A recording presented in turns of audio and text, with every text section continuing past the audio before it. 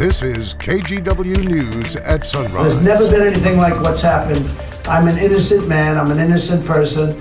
This is not selective prosecution. That this is not somebody who's singled out. A first for a former U.S. president as a grand jury indicts Donald Trump on federal charges. When the former president is expected back in court and what this means for the 2024 presidential election coming up in this morning's top story. Meanwhile, the Justice Department has issued several subpoenas focused on the former Secretary of State here in Oregon. In just a few minutes, we'll have the latest on the investigation into Shemia Fagan and the side job she held as a cannabis company consultant. Plus, they came and told us that we had received the house through the lottery on my birthday. it has been a long road to recovery, to say the least, for the small town of Otis near the Oregon coast in Lincoln County. Almost 3 full years ago, the Echo Mountain wildfire ripped through that community. But this morning, we're hearing from one Otis family who's finally getting a new place to call home. We'll have that for you coming up here shortly, but right now we take a live look outside. Our Wells Fargo sky cam showing us downtown Portland on what is starting out as a bit of a rainy Friday morning. Rod Hill. How about that? That's how we bring you into the mix. We started to post this online and hit it yesterday afternoon that it looked like the rain that has been sitting in the central and eastern area, Oregon all week was finally going to come our way. We didn't see this at this time yesterday morning, but we started to see it yesterday afternoon. Here it is. How many days did we go without rain? 24. Jeez Louise. 24. So, I mean, overall, this is a good news story. It's always a bad news story if it falls on a day that you have plans. I get that. But here we are. It's fairly widespread. It's been rotating from eastern Oregon coming back to the west, and you can see it as a steady light rain over Portland right now. By the way, this boundary of where it's raining and where it's not won't change much during the day. Salem, you're right on the southern edge of the potential of rain. The rain chances get better and better and more steady as you move northward through Portland and up into the Kelso-Longview area. Cloudy skies, raindrops falling. It's mostly light right now. 57 is the early morning number. We have the rain possibilities going all the way well into the evening hours, 61 at noon, only about 66 at 5 p.m. Real quick, Drew, I still see a dry Grand Floral Parade tomorrow. That weekend forecast is coming up. All right, more from Rod here in about 7 minutes. But right now, our top story this half hour. A federal grand jury has indicted former President Donald Trump on federal charges related to the alleged mishandling of classified documents that were found last year at his Mar-a-Lago estate in Florida. Here's NBC's Bree Jackson with the latest. Mr. Trump, can we have Former President Trump indicted on 7 criminal charges in connection to more than 100 classified documents seized from his Florida estate.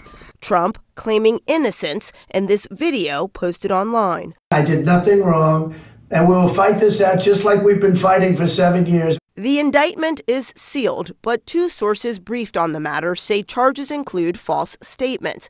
His legal team says there's at least 1 charge related to the Espionage Act. I think there was a conspiracy count as well. There's not going to be an arrest.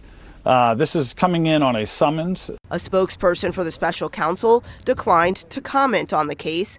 Experts say let the legal process play out. It's not enough that you have a strong case. It is also important that the public understand that this is not selective prosecution, that this is not somebody who's singled out, that he is being treated just like anyone else. And there are legions of cases of people who did far less who are in jail because of this kind of conduct. Trump allies are weighing in. On Twitter, House Speaker Kevin McCarthy called the indictment a dark day for the United States of America. GOP presidential challengers are also defending the frontrunner. What we've seen over the last several years is the weaponization of the Department of Justice against the former president. Trump insists the charges are politically motivated. They're trying to destroy your reputation so they can win an election. This marks the 2nd time the former president has been indicted since he left office. In Washington, Bree Jackson, NBC News. Former President Trump's attorney, meanwhile, will be on the Today Show later this morning to respond to the charges and also responding to a report confirmed by NBC that the former president has been summoned to appear in court next Tuesday. That interview and more coverage on the indictment coming up on Today, right after sunrise. Back here in Oregon, the Justice Department has issued subpoenas to 5 state agencies seeking information about former Secretary of State Shemia Fagan.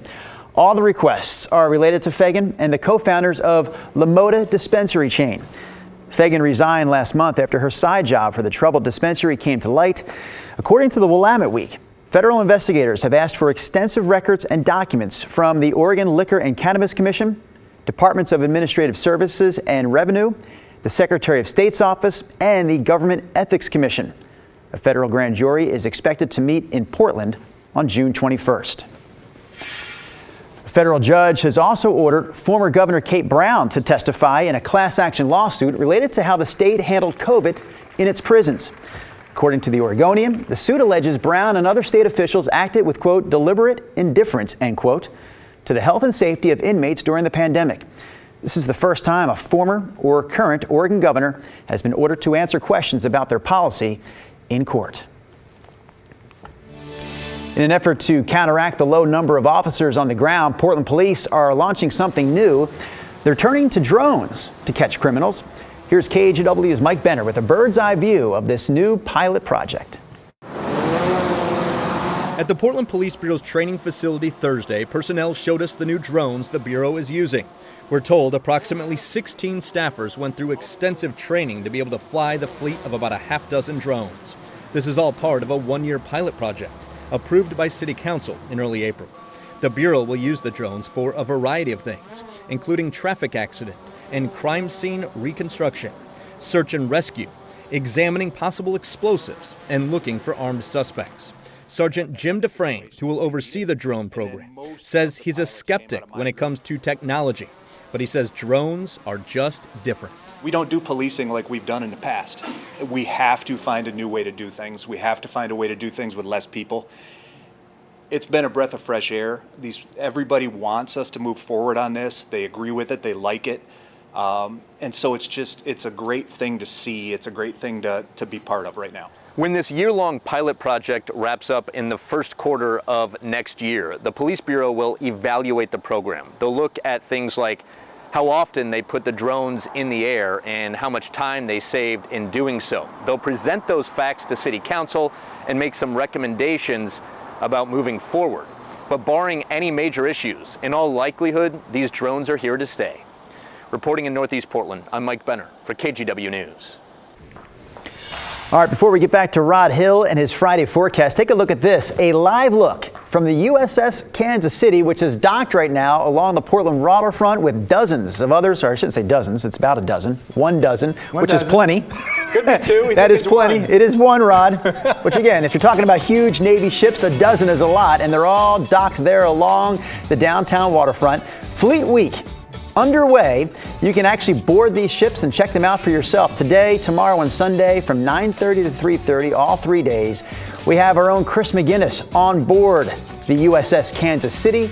He's going to chat with some of the crew. We're going to hear from him coming up in the next half hour of Sunrise. Rod, this is something that you've done before on the Sunrise Show. Yeah, it's a lot of fun. I thought I saw a basketball hoop. Did you see that? Were you looking at the... No, I was looking at you to make sure you're in your spot. Yeah, I think I saw... I'm told, yes, I saw a basketball hoop. They play basketball on the ship. Yes, they do. Let me rewrite that script. Chris McGinnis will be dunking for us during the next half hour of Sunrise. No, it's without question my favorite personal part of the Rose Festival. I've done the live shot, and I've had my family in town, and we've toured the ships. It's really something enjoyable if you've never done it. Which I have not, so I guess I should take your recommendation. The boys would probably really enjoy it. I think it's great. And today, if you go inside the ship, you could be ducking some raindrops. Yes, you could. It's a good day to tour a big ship and be inside. Thank you, Mr. Carney, for that transition. We have a low that is, it's been sitting out in eastern Oregon all week, right? We've been showing you these rainy areas out east. So far, they've even, until now, I should say, they've basically even stayed away from the gorge. But now the low, which is around Hermiston, the center of it, it's weakening, but it's going to be migrating up toward Olympia between now and early tomorrow morning. And here's the rain, which is mostly north of the low center. Much of Washington, in fact, seeing rain right now. Portland's had rain. We've had just a dab down in the Salem area. Here's just the radar itself. But this rainy area is not going to budge much. As you go south of Portland, by the time you get down to Salem, somewhere in this area is going to be the southern border or boundary, I should say, of rain possibilities. Now, if you're going northward towards Seattle, you have a better chance of just seeing steady rain throughout the day. For Portland so far, it's been mostly light stuff, and it's been raining this morning out through the Columbia River Gorge. Here's a look at downtown. And speaking of Fleet Week, you can see a couple of the Big vessels there along the waterfront. 57 is the early morning number here. The other temps, Salem 54. Portland's had measurable rainfalls, so that ends our 3-week plus run of no precipitation, which of course is good news. It's 61 out in the Dalles where it's also raining. Futurecast does not move the rain area much. Here we are at 9 o'clock this morning. Again, this is mostly light stuff. Here we are this afternoon at 2:30. We're getting into this evening now. Still rain coming out of the gorge, pushing into the Portland area. Not much in Marion County. Still could be some rain tomorrow morning up around Longview. But for the Grand Floral Parade, this is tomorrow morning at 7. And here we are at 10. It's cloudy, and we think it's dry. And then during the parade, we start to see clearing. And then it really turns into a beautiful Saturday and a beautiful weekend from there on. So 66 today, probably less than 1/10 of an inch of total rain here in the Rose City. Morning clouds and then clearing, 77 tomorrow. Sunny after early clouds, 85 Sunday. And then after some warm to hot weather, we cool back down going into midweek. Drew Carney, I'm finished, sir. All right, but not for the day. We'll have more from Rod coming up here in a few minutes. This story is what's next on Sunrise. We're going to head across the globe to Ukraine. NBC News will give us a report on what is a new phase in the war between Ukraine and Russia.